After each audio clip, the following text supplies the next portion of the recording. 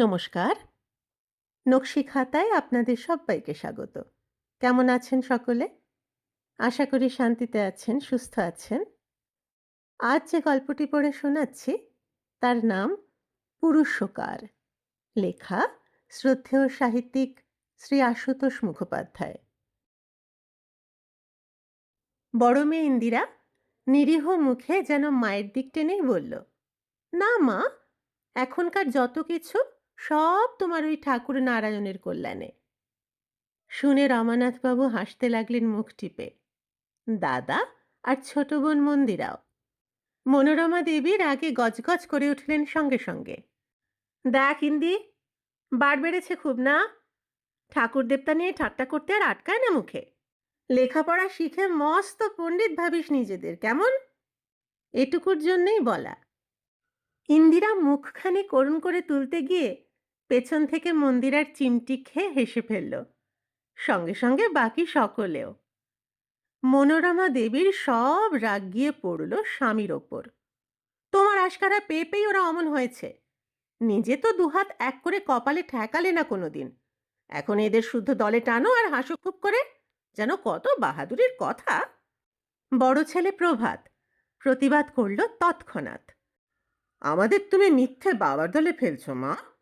রোজ ওই নারায়ণের 7 রকমের প্রসাদ আর চন্নামৃত খেয়েই তো বেঁচে আছি। ভাত আর কটা খাই। থাম, আর ফসফস করতে হবে না।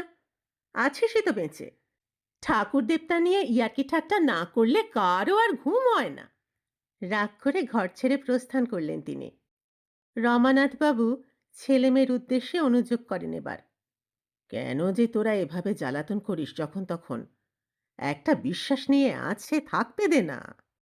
কিন্তু এ ধরনের বাগবিতণ্ডায় খুশি যে সব থেকে বেশি তিনি হন, সেটা তার মুখে এখনো স্পষ্ট লেখা। ছেলেমেয়েরা নিজের থেকে কিছু না বললে অনেক সময় তিনিই উস্কে দেন, তারপর মজা দেখেন চুপচাপ আর হাসেন। এরকম প্রায়ই ঘটে। যেমন আজ ছেলে বলছিল, 2 টাকা দিয়ে লটারির টিকিট গছিয়েছে এবারে একজন, কাল ড্রয়িং, যদি লেগে যায়। রমানাথ বাবু নিরীহ মুখে বলে ফেলেন, তোর মাকে ভালো করে ধরলেই তো লেগে যেতে পারে। এর বেশি আভাসের দরকার নেই। ছেলে তৎক্ষণাৎ মাকে চড়াও করল, তোমার নারায়ণকে ভালো করে একটু ভোগ টোক দিয়ে বলে কয়ে দেখো না মা, যদি লটারিটা পাইয়ে দেন। মা বললেন, অত ঠাট্টার কি আছে? ঠাকুর সদয় হলে সবই হতে পারে। কি ছিল এই সংসার, আর কি হয়েছে, সে শুধু আমিই জানি। জবাবে বড় মেয়ে ইন্দিরার ওই টিপ্পনি এবং সঙ্গে সঙ্গে মায়ের রাগ আর বাবার সকৌতুক নিষ্পৃহতা। এই হাসি ঠাট্টা এবং রাগ বিরাগের পেছনে একটুখানি ইতিহাস আছে। বিএ পাশ করেও চাকরির দুর্দিনে রমানাথবাবু সাপ্তাহিক বেতনে রাবার ফ্যাক্টরির কর্মক্ষেত্রে একদা ঢুকেছিলেন, ট্রলি ঠেলার কাজ নিয়ে। শক্তি সামর্থ্য ছিল ভদ্রলোকের, তার থেকেও বেশি ছিল উদ্যম। ট্রলি ঠেলা থেকে প্রোডাকশনে এসেছেন, সাপ্তাহিক বেতনে নাইট ডিউটি করেছেন বছরের পর বছর, সর্বোচ্চ কাজের রেকর্ড বজায় রেখেছেন সর্বত্র। কোম্পানির প্রচারপত্রে তার ছবি পর্যন্ত ছাপা হয়েছে একাধিকবার। সাপ্তাহিক ছেড়ে মাসিক বেতন হয়েছে 2 বছরের মধ্যে। শেষের দিকে প্রমোশন পেয়েছেন, গড়ে প্রায় বছরান্তে 1টা করে। নাইট ডিউটির পালা অনেক আগেই শেষ হয়েছে। বর্তমানে 1200 টাকা মাইনের মস্ত অফিসার তিনি। বিলিতি খেতাব বা ডিগ্রি থাকলে আরও কোথায় উঠতেন ঠিক নেই। রমানাথবাবু বলেন, এসবই হলো পুরুষকার। সে যার আছে তাকে ধাপার মাঠে ফেলে দিলেও দাঁড়াবে।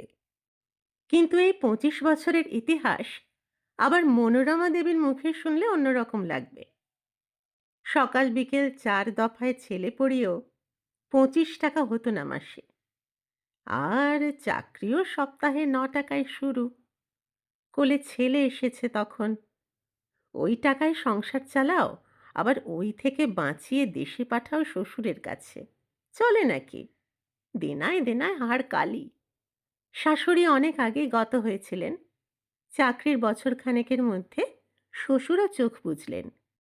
কিন্তু আরও ছেলে থাকা সত্ত্বেও যাবার আগে নারায়ণ সেবার ভার দিয়ে গেলেন এইখানেই। নারায়ণের দয়া, নারায়ণ এলেন। নিজেদের হোক না হোক, নারায়ণ সেবার ব্যবস্থায় কোনো দিন কোনো ত্রুটি রাখেননি মনোরমা দেবী। অভাবের সংসারে বাড়াবাড়ি দেখে স্বামী কতদিন বিরক্ত হয়েছেন, চোখ রাঙিয়েছেন, কিন্তু মনোরমা দেবী কান দেননি মোটে। যা করার করে গেছেন। আর এখন দেখছিস না কি থেকে কি হয়েছে। ঠাট্টা যে করিস, কোথায় থাকতিস সব নারায়ণের অনুগ্রহ না হলে। এই এক দুঃখ মনোরমা দেবীর, তেমন ভক্তি শ্রদ্ধা নেই কারও। ছেলে মেয়েদের যদি বা বকে ঝোঁকে বাগ বানানো গেল, ওই ভদ্রলোকটিকে নিয়ে পেরে উঠলেন না কোনো দিন। ঠাকুরের পায়ে মাথা নোয়ানো যেন মস্ত হাসির ব্যাপার। যতটা উঠেছে তাতে তো মন ওঠে না দেখি। 1200 টাকা মাইনেতেও মাসের শেষে টানাটানি, তার উপর আবার চিন্তা পরে কি হবে। এত বড় সংসারের ডাঁট বজায় থাকবে কি করে। মনোরমা দেবীর বিশ্বাস, পরের কথা না ভেবে এখনো ঠাকুরের পায়ে একটু ভক্তি ভরে নির্ভর করতে পারলেই আর ভাবনা চিন্তার কারণ থাকে না। পুরুষকার আছে তো আছে, কিন্তু তার সঙ্গে এই ভক্তিটুকু থাকতে ক্ষতি কি।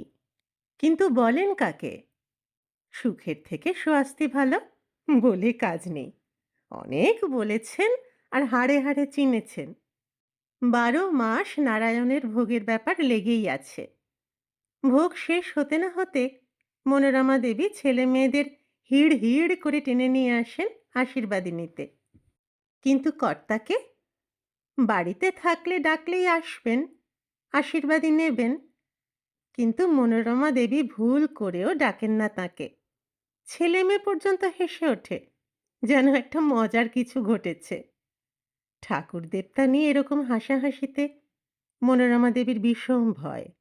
ও ভাবে আশীর্বাদী নিলে ঠাকুর তুষ্ট না হয়ে রুষ্ট হতে পারেন, ভেবেই কণ্টকিত তিনি। পুরুতকে বলেন, ওর আশীর্বাদী আগে সংকল্পে উৎসর্গ করে নিন ঠাকুরমশাই। বড় সংসার, 3 ছেলে 3 মেয়ে। বড় ছেলে এমএসসি পাশ করে সবে একটা প্রাইভেট কলেজে মাস্টারিতে ঢুকেছে, সামান্য মাইনে।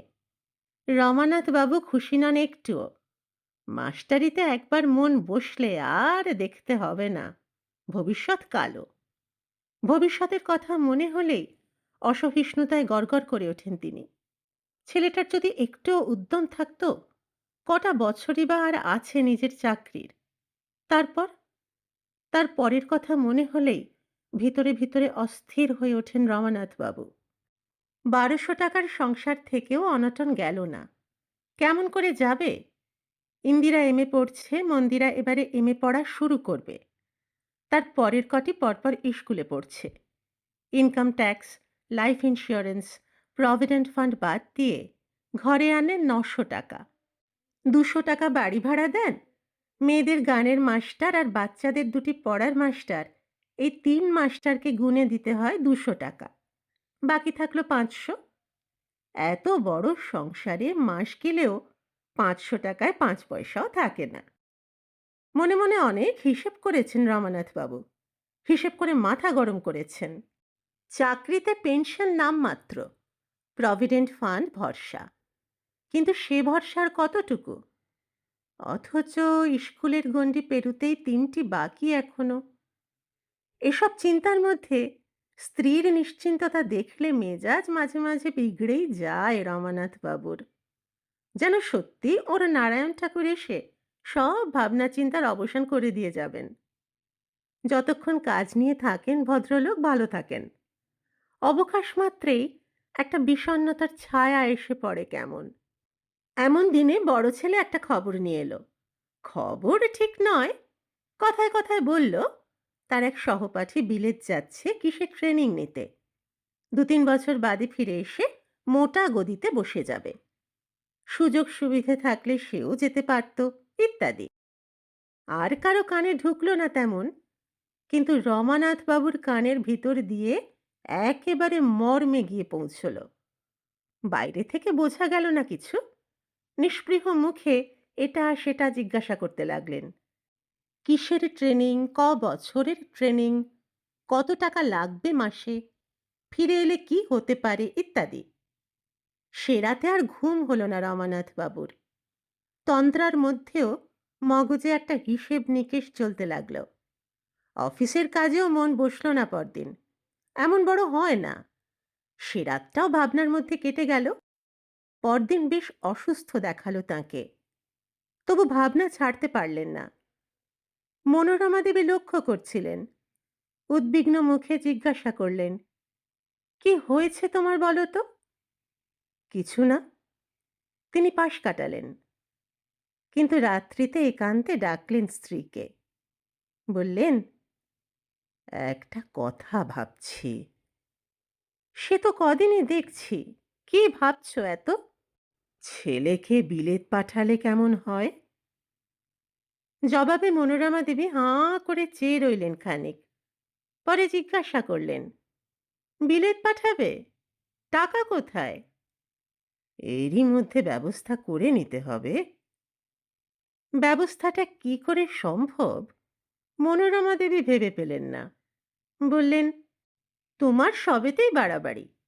মেয়েদের বিয়ে দিতে হবে না, তাই বরং ভাবো বসে, কাজ হবে। কিন্তু রমানাথ বাবু অত শত ভাবতে রাজি নন এখন। মেয়েদের বিয়ের ভাবনা পরে ভাববেন।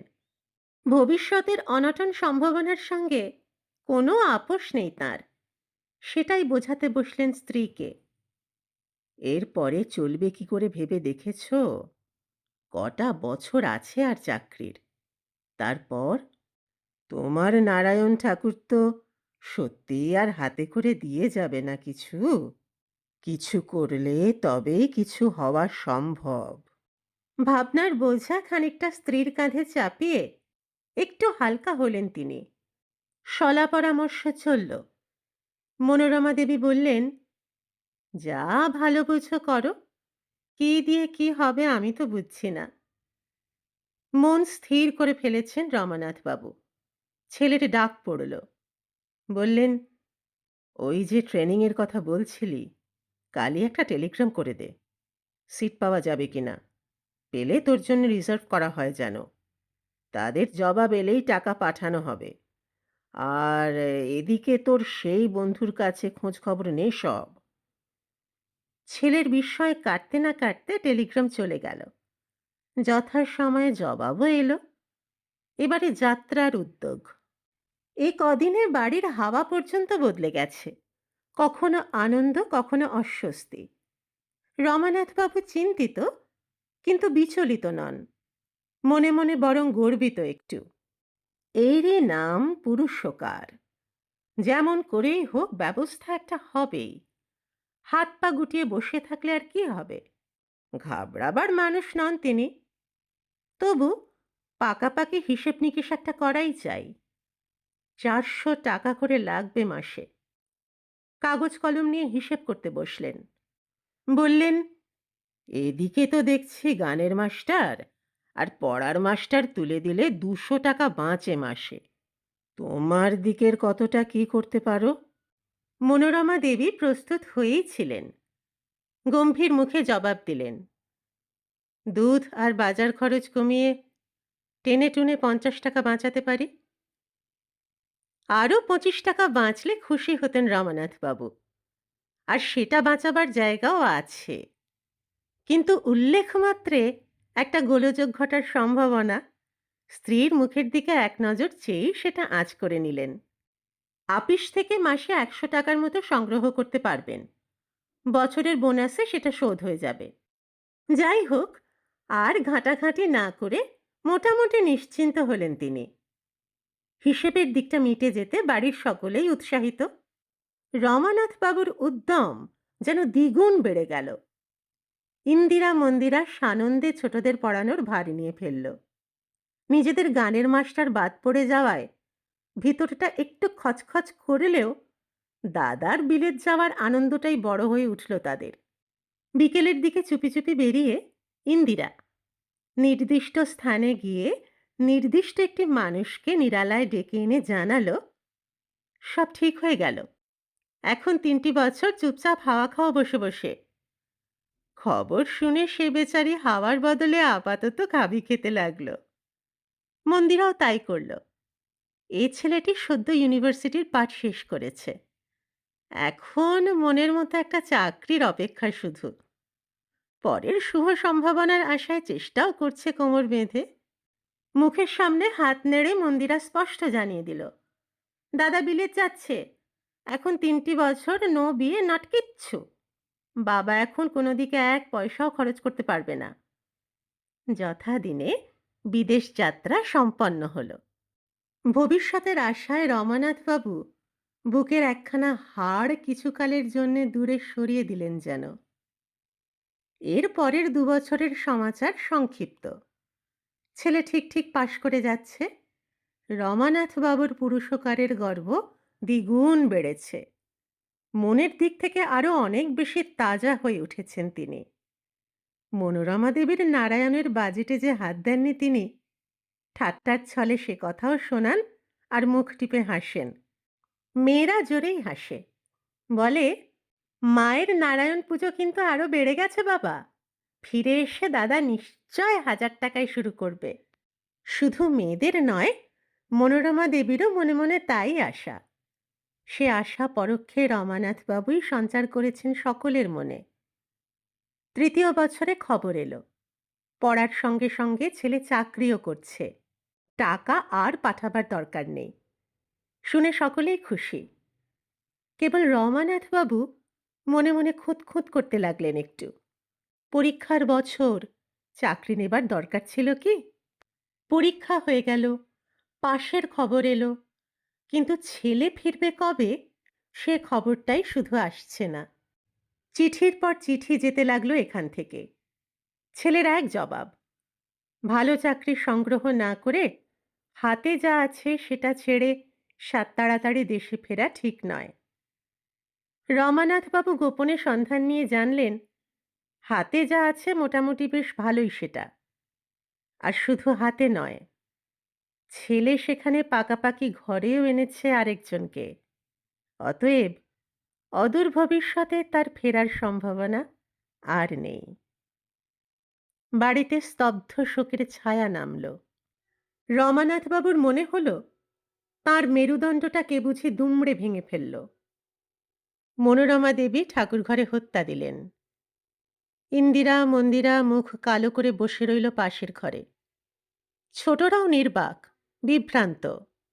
৭ দিন কেটে গেল, বাড়িতে টুঁ শব্দটি নেই। তারপর রমানাথ বাবুই সমস্ত স্তব্ধতা খান খান করে ভেঙে দিলেন একদিন। হাঁক ডাক করে ছেলেমেয়েদের ডাকলেন, তদবির তদারক করলেন। ছোটরা হাঁপ ছেড়ে বাঁচল। ইন্দিরা মন্দিরা আশায় আশায় বাবার মুখের দিকে তাকালো। এমনকি মনোরমা দেবীও যেন সুস্থ হলেন একটু। আরও ২-৩ দিনে বাড়ির আবহাওয়া সহজ হয়ে এলো অনেকটা। রাত্রি। মনোরমা দেবী মেঝেতে শোন, ছোট ছেলেটি এবং রমানাথবাবু খাটে। ঘুম আসছে না। রাজ্যের ভাবনা ভাবছেন মনোরমা দেবী। খাটের উপর মানুষটিও এপাশ ওপাশ করছেন, টের পাচ্ছেন। নিঃশব্দে রাত বাড়ছে। খাটের নড়াচড়া বন্ধ হয়েছে। ঘুমিয়েছেন বোধ হয়। উঠে মশারি সরিয়ে মনোরমা দেবী বাইরের সরু বারান্দার অন্ধকারে এসে বসলেন, চুপচাপ। রাত বাড়তে লাগল। হঠাৎ কান খাড়া করে ঘরের দিকে তাকালেন মনোরমা দেবী। খাট থেকে নেমে মানুষটা পা টিপে তাঁর মশারির পাশ দিয়ে পাশের ঘরের দিকে চলেছেন। খুট করে শব্দ হলো একটু। পাশের ঘরের শেকল খোলার শব্দ। ঠাকুর ঘর। অন্ধকার।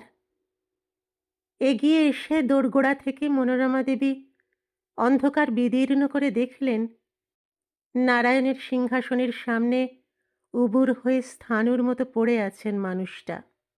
নিথর, নিশ্চল, আর উঠবেন না যেন। কতক্ষণ ঠিক নেই, সচকিত হয়ে বারান্দার অন্ধকারে ফিরে এসে কাঠ হয়ে দাঁড়িয়ে রইলেন মনোরমা দেবী।